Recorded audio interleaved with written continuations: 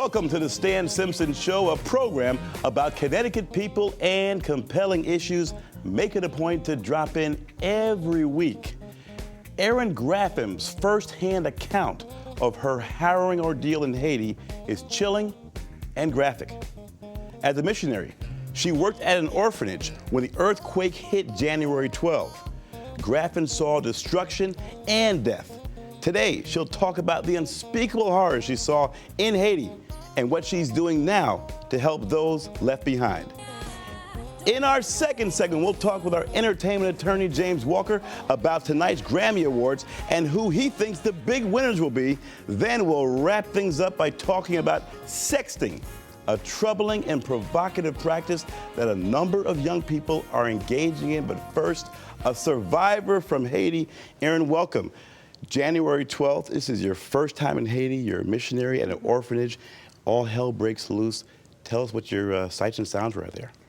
Well, I was on January 12th. I was on my way back to Port-au-Prince from Compassion. I was taking a little bit of a leave, visiting some churches and local health clinics up in the northern part of Haiti. I was on my way down, and I was not able to get a seaplane out of Compassion to go back to Port-au-Prince due to bad weather of the rain. The pilots refused to fly in the rain. Later on that night in my hotel room, my friend and I, all of a sudden we started feeling the bed shake, things flying off the wall, and the doctor we happened to be with at the time screaming, saying, "Girls, get out of the room." What's going through your mind right there when that's happening? Shaking, screaming, what's going through your mind? I didn't know. At first I thought maybe something had happened with the hotel, maybe something happened with the structure of the hotel, maybe a minor earthquake had happened, but I didn't expect one of this magnitude. And what floor are you on there? On the first floor. On the first floor. So what do you do from there? Shaking, there's screaming, there's chaos. We got out of the building. We got out of the building and we tried to immediately contact our friends down in Port-au-Prince. When the phone lines cut off, we were really scared and panicked. We called again and we got through briefly. The children were crying, but they were not hurt. So that was a relief to me. The orphanage was not in Port-au-Prince, but in Carbour. So you have a lot of things going on. The orphanage, you're scared, you're not sure what's going on, right? So what do you do now? Is the media, is the radio available, TV? Do you turn that on and find out what's happening? We turned on, we went to the hotel lobby and the TV was turned on and we had seen the magnitude of the actual earthquake.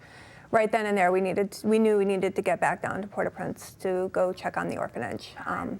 That was quite challenging. We went to the UN first. They could not help us. Dr. Franco then went to a local area hospital and grabbed 18 medical students who either wanted to provide aid down in Port-au-Prince or go check on family. And then from there, we took the 10.5, 11-hour journey back down to Port-au-Prince. So your first thought was not about survival, but checking on those kids, the orphans. Well, yeah.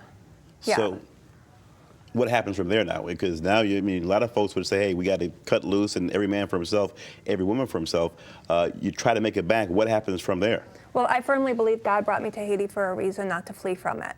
So my first instinct was, oh my goodness, we got to get to the orphanage. We got to make sure the kids are okay.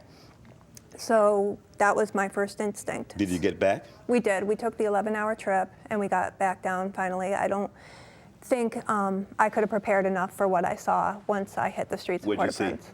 It was roughly evening, and I was glad it was evening, so I didn't have to see the full magnitude of all the dead bodies. I mean, there was dead bodies everywhere. Children's bodies, women's bodies, babies blocking streets. People living out on the streets, buildings totally destroyed. Makeshift tents were in roads now, and people crying and praying and weeping, and seeing people trying to cover up their deceased loved ones in the most respectable manner possible. At any point did you say, hey, let's turn back, this is getting worse and worse here? No, in fact, I just quickly wanted to get to the orphanage in any fastest way possible, because I had believed and I had heard that was intact and fine. So what happens here? You get back to the orphanage at some point? When I got back to the orphanage, all the surrounding houses and the shanties and the shacks that had once surrounded the orphanage were completely gone. The only thing really standing in that area now was a Christian Haitian Outreach Orphanage, CHO. And when I went into the courtyard, I saw tents everywhere, and CHO headquarters had now become a refuge camp for over 2,000 people. How were the kids?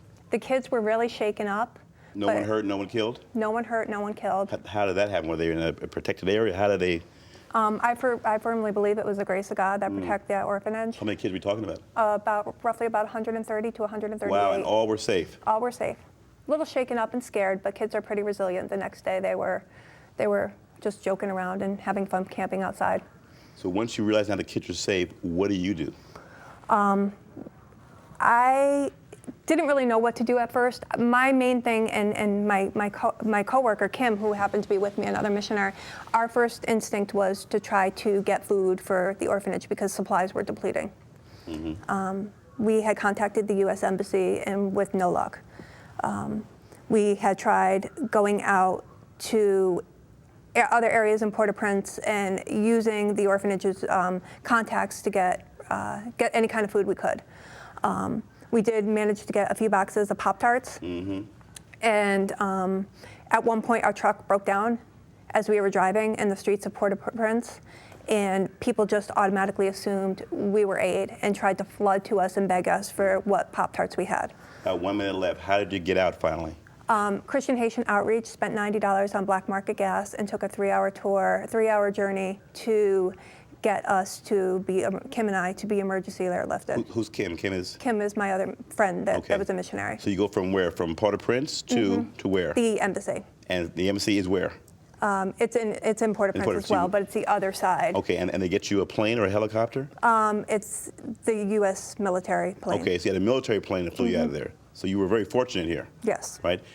30 seconds. Do you feel like you cheated death here? When you look at the horrifying images, is there a sense of guilt when you look and see what's happening out there? I felt like I left the kids behind and I abandoned them.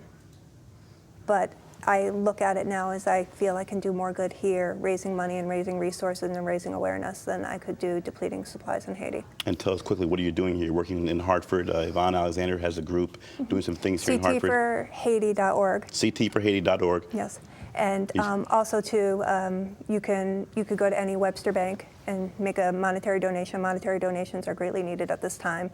And you could go to Webster Bank and make a monetary donation for CTHaiti.org.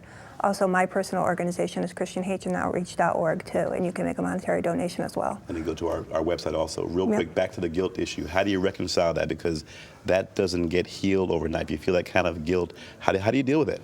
I'm putting energy into raising awareness for Haiti and also to raise monetary funds for Haiti. So when I return in May, the orphanage will be even in a better standing than what it is now. So you plan to go back? Yes. All right. She's Erin Graffin. When we come back, folks, we'll talk to entertainment attorney James Walker. He will predict tonight's winners in the Grammy Awards. You are watching The Stan Simpson Show in full HD.